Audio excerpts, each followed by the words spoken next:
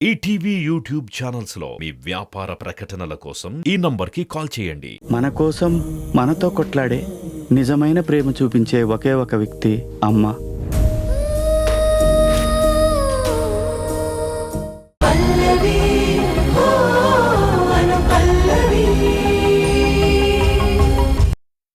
గోపి,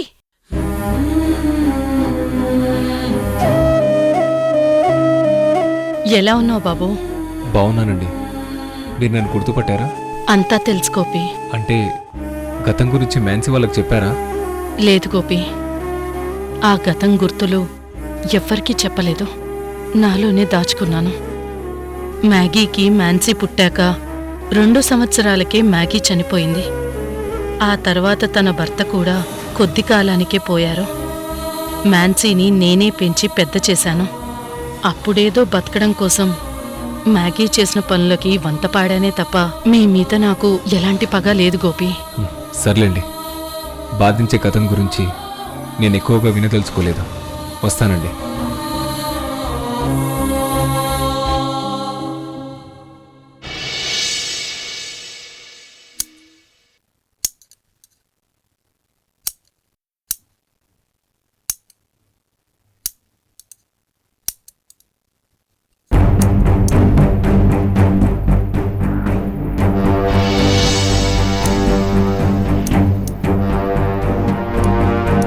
అనుష, ఎన్నిసార్లు కాల్ చేసినా లిఫ్ట్ చేయవేంటి? ఇందాక మొక్కలకి వాటర్ పెడుతూ ఫోన్ పక్కన పెట్టాను. వైబ్రేషన్ లో ఉండడం వల్ల వినపడలేదు కార్తీక్. I'm sorry. అర్జెంట్ పనుండి చేశాను, చూసుకోవాలి కదా. కూల్ డౌన్ కార్తీక్, కొంచెం కూల్ అవ్వు. ప్రతి చిన్న విషయానికి సీరియస్ అవుతావెందుకు? అక్కడ రిజిస్టర్ ఆఫీస్లో మా ఫ్రెండ్ది లవ్ మ్యారేజ్ జరుగుతుంది. ఆ పెళ్లి పెద్దోళ్ళకి ఇష్టం లేదు. వాడు నన్ను రమ్మని ఫోన్ చేశాడు. ఆ పెళ్లికి మన ఇద్దరం వెళ్ళి సాక్షి సంతకాలు పెట్టాలి. పద వెళ్దాం. సారీ కార్తీక్, నేను ముఖ్యమైన కార్యక్రమానికి వెళ్ళాలి. అక్కడ మావయ్య పల్లవి ఎదురు చూస్తూ ఉంటారు. ఇప్పటికే చాలా సార్లు కాల్ కూడా చేసుంటారు.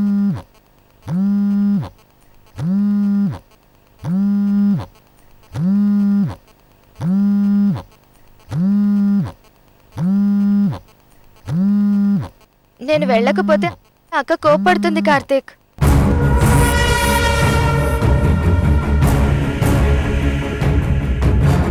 అనుష ఎక్కడ కనిపించడం లేదేంటి? ఇంత ఇంపార్టెంట్ కార్యక్రమానికి ఎందుకు రాలేదు? సారీ కార్తీక్, నేను కార్యక్రమానికి వెళ్ళడం ఇంపార్టెంట్. అక్కడికి మనం వెళ్ళడం ఇంకా ఇంపార్టెంట్. ఒక జంటకి మన వల్ల మంచి జరుగుతుందంటే రావడానికి ఆలోచిస్తావేంటి? అది కాదు కార్తీక్, నేను కార్యక్రమానికి రాకుండా నీ వెంటే వచ్చాననుకో, పల్లవికి తెలిస్తే కోప్పడుతుంది. ఇంకా ఈ దాగుడు మూతలు ఎన్నాళ్ళు? మన లవ్ విషయం పల్లవితో చెప్పేసి.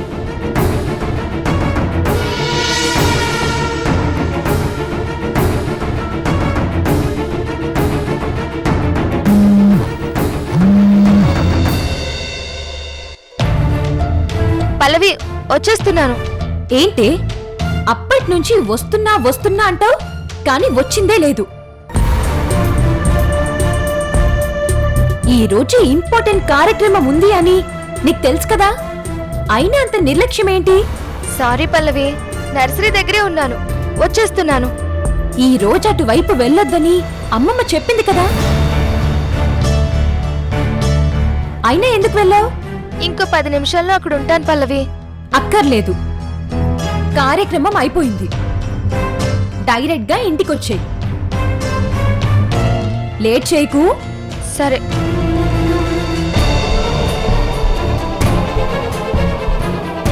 ఓహో, అంటే నా సోల్మేట్ ఇక్కడికి రాకుండా ఇంటికి వస్తుందన్నమాట. అయితే ఎలాగైనా మనం కూడా ఇంటికి వెళ్ళి సోల్మేట్ దర్శనం చేసుకోవాలి. పల్లవి ఇంటికి రమ్మంటుంది కార్తీక్. సరే, నువ్వు మీ అక్క మాట విని ఇంటికే వెళ్ళు. నేను రిజిస్టర్ ఆఫీస్కి వెళ్తాను. నువ్వు వీలుంటేరా, లేకపోతే లేదు. కార్తీక్, నాకు ఆలోచించుకునే టైం కూడా ఇవ్వకుండా అలా వెళ్ళిపోతావేంటి కార్తీక్?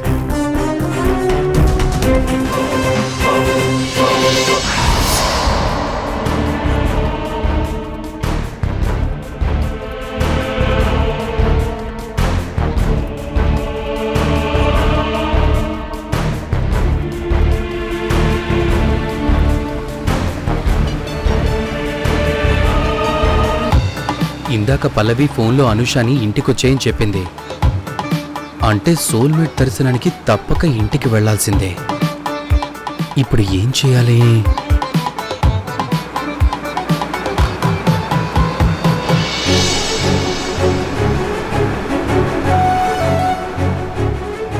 ఇంటికి వెళ్ళాలంటే ఈ సోడా బుడ్డిని తప్పక గతి లేక కారులో ఇంటి దగ్గర డ్రాప్ చేయాలి. గ్రానీ, పల్లవి వాళ్ళు ఆటో కోసం చూస్తున్నట్టున్నారు.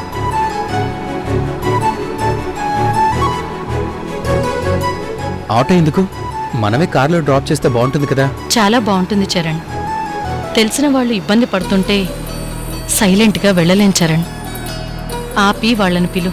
సరే గ్రానీ.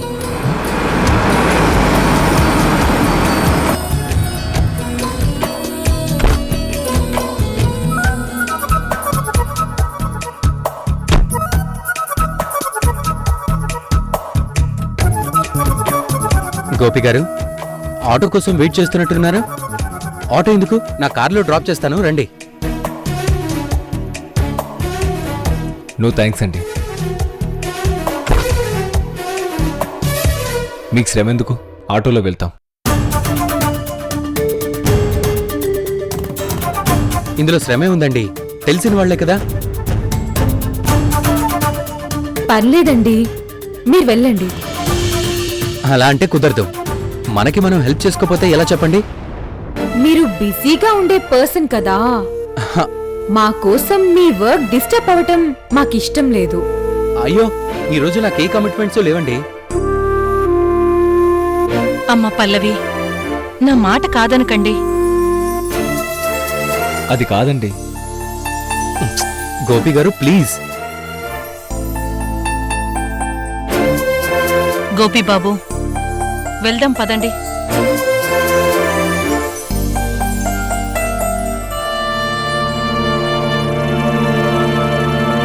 ఓకేనండి.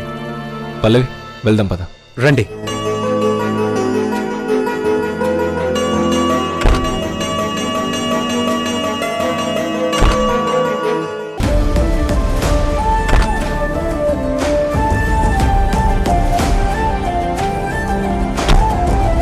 థ్యాంక్ యూ చరణ్ గారు.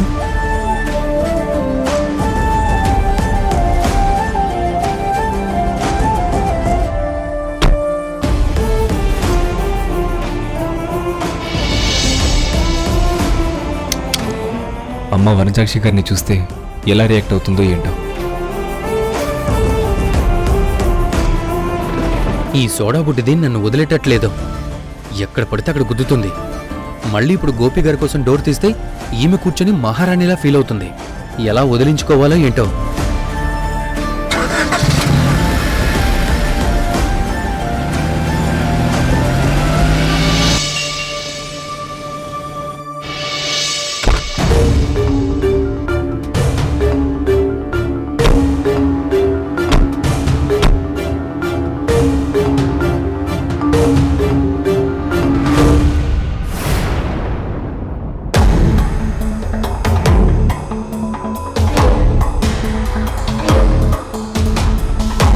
డ్రాప్ చేసినందుకు చాలా థ్యాంక్స్ చరణ్ గారు. మనలో మనకి థ్యాంక్స్ ఎందుకండి? నో ఫార్మాలిటీస్ గోపి గారు. రండి బామ్మగారు. వద్దులే అమ్మా, మేం వెళ్తాం.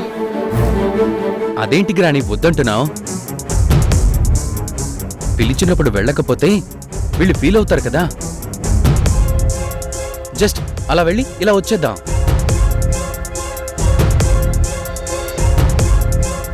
వనజాక్షి గారి ఇంటికి వచ్చారంటే అమ్మ అసలు తట్టుకోలేదు. పాతకాయల్ని మళ్ళీ ఎందుకు కదిలించావని కోపడుతుంది. కానీ ఇంట్లోకి వచ్చే వాళ్ళని ఎలా వద్దనాలి?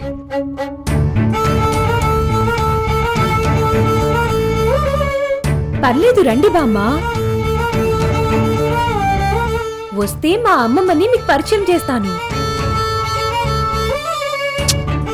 మన వల్ల వాళ్ళు హ్యాపీగా ఫీల్ అవుతారంటే వెళ్లాల్సిందే కదా గ్రాని. రండి బామ్మ. మీరు రండి చెప్తాను.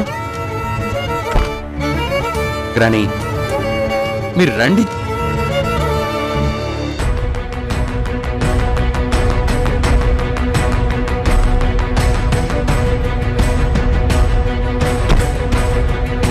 రండి.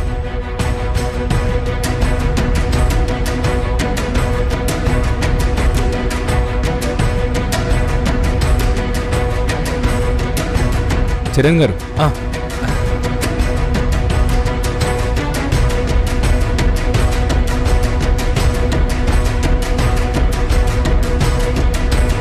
పల్లవి బామ్మ వాళ్ళకు టీ కాఫీ సంగతి చూడు.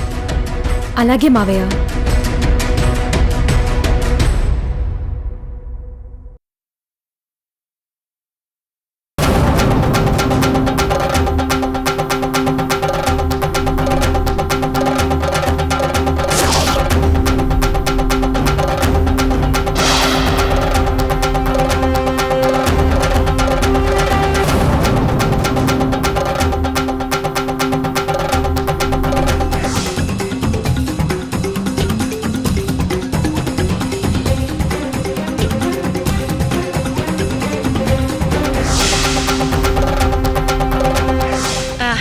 పూర్ణిమ మీదున్న కోపం తిండి మీద చూపిస్తారా చెప్పు?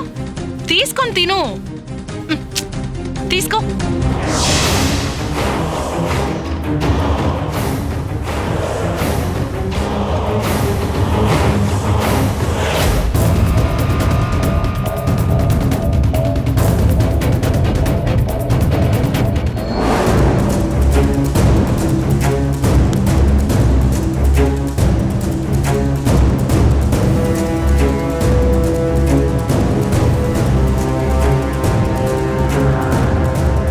సోల్మేట్, నువ్వు ఇంకా రాలేదేంటి? నువ్వు వస్తే మనం హ్యాపీగా మాట్లాడుకోవచ్చు కదా. ఈ సోడా బుడ్డి మొహాన్ని చూసే టార్చర్ అని తప్పేది నాకు.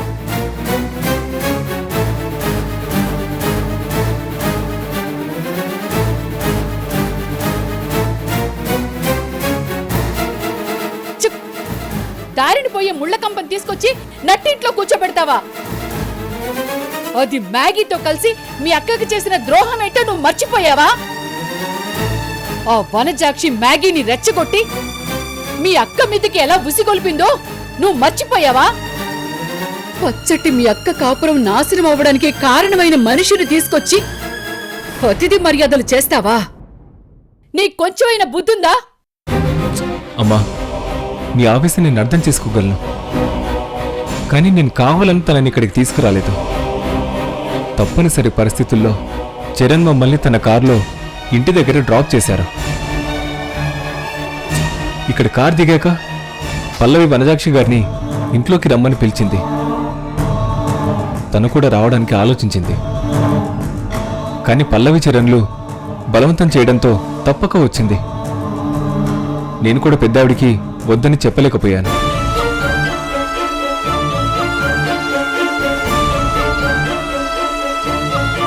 ఆ మ్యాగీ తాలూకు జ్ఞాపకాలు నివురు గప్పిన నిప్పులా ఉంటాయి. ఏ క్షణంలోనైనా సరే కార్చిచ్చులా మారి మళ్ళీ మన కుటుంబాన్ని దహించి వేస్తాయి. వెంటనే దాన్ని ఇంట్లో నుంచి పంపించేయి. అమ్మా, తొందరపడకు, శాంతించు. తను కూడా మనలాగే గతం గురించి మ్యాన్సీ దగ్గర పల్లవి చరణ్ల దగ్గర చెప్పలేదు. అన్నీ తెలిసి మనం వనజాక్షి గారు ఇద్దరం సైలెంట్గా ఉన్నాం. ఇప్పుడు వనజాక్షి గారి మీద కోప్పడినా గొడవ చేసినా ఆ విషయం అందరికీ తెలిసిపోతుంది. అప్పుడు అను పల్లవి మ్యాన్సీలకు మీకు పుట్టుకతోనే కక్షలు పగలు ఉన్నాయని మనమే గుర్తు చేసిన వాళ్ళం అవుతామమ్మా. ఇదంతా అవసరమా చెప్పు?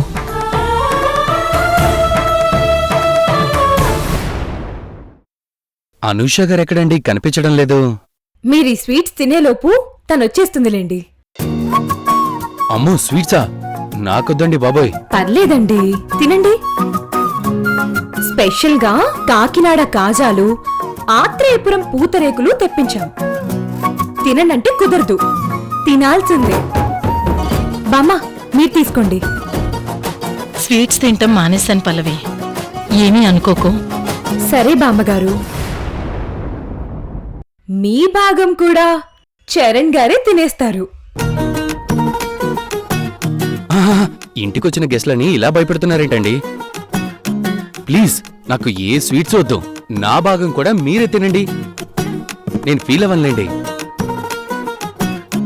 అమ్మా పల్లవి, చరణ్, నేను ఇప్పుడే వస్తాను. సరే.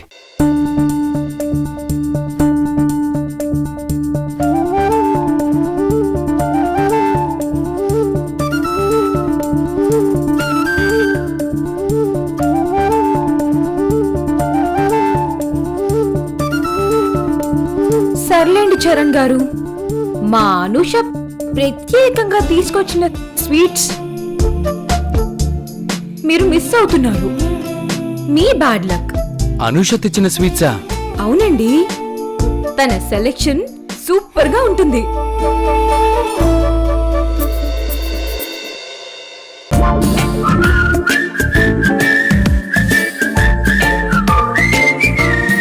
ఛే, ఈ సోడా బుడ్డిది ఈ స్వీట్స్ ని ముందే అనుష తెచ్చిందని చెప్పొచ్చు కదా. అప్పుడేమో స్వీట్స్ వద్దన్నాను. ఇప్పుడు మళ్ళీ ఈ స్వీట్స్ అడగాలంటే అడగలేను. భలే లాక్ చేసావు కదే.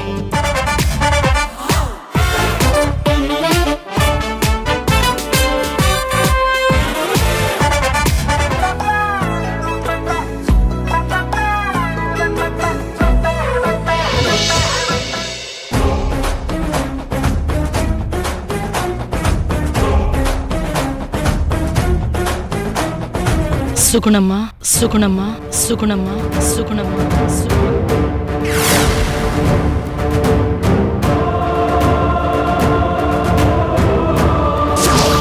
అనుకోని అతిథిలా ఇంటికొచ్చావు, అలాగే వెళ్ళిపో.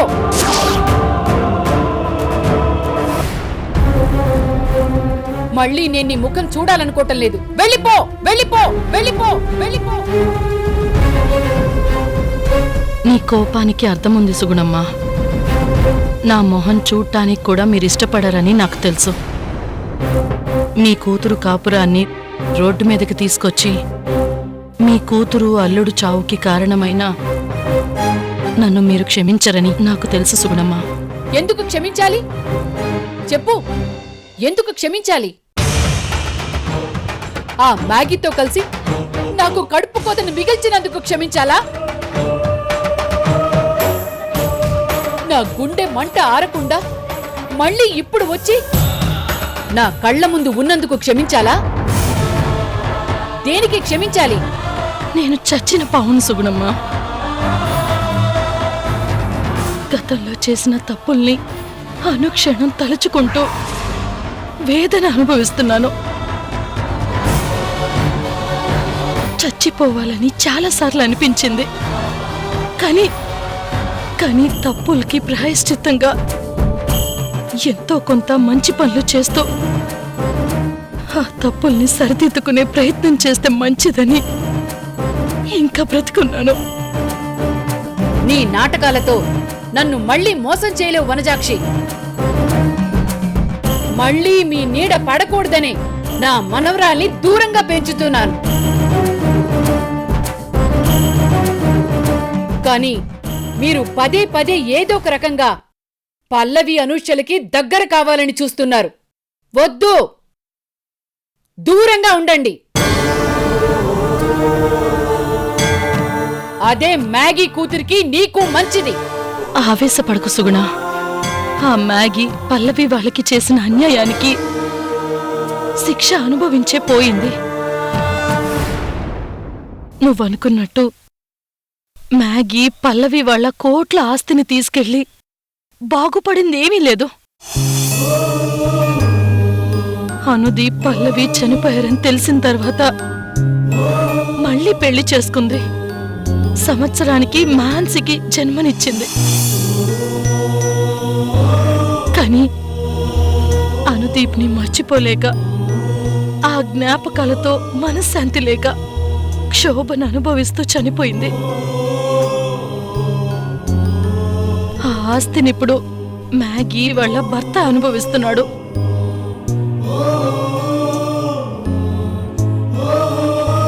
మాన్సీకి ఈ విషయాలేవి తెలియకుండా పెంచాను. గోపి ద్వారా మీరు కూడా అనుపల్లవికి పాత విషయాలేవి చెప్పలేదని తెలుసుకున్నాను. అనుపల్లవి అనూషలని సొంత అక్కా చెల్లెలుగా పెంచి పెద్ద చేసి పల్లవిలాగే సంస్కారం ఉన్న వాళ్ళలా తీర్చిదిద్దారు. గుండెకి గాయమైనా సరే పిల్లల్ని మాత్రం కక్షలకి ద్వేషాలకి దూరంగా ఉంచారు. క్షమించే గుణాన్ని నేర్పించారు. ఇంత చేసిన మీ గొప్ప మనసుకి చేతులెత్తి నమస్కారం చేస్తున్నాను.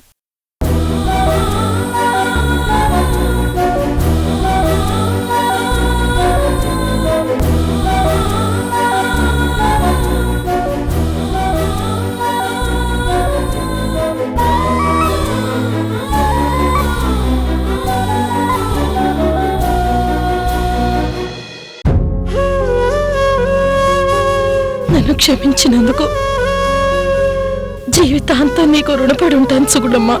సరే, అయిందేదో అయింది. మళ్ళీ మనం ఇన్ని సంవత్సరాల తర్వాత కలుసుకున్నాం. కాని పొరపాటున కూడా మన మధ్యనున్న బంధుత్వాల గురించి మాన్సీకి తెలియకుండా జాగ్రత్త పడండి. ఎట్టి పరిస్థితుల్లోనూ పిల్లలకి ఈ విషయాలు తెలియకూడదు. ఈ విషయంలో మాత్రం మీకు చేతులెత్తి దండం పెడుతున్నాను. అయ్యో, ఎంత మాట అన్నారు. తప్పకుండా జాగ్రత్త పడతాను.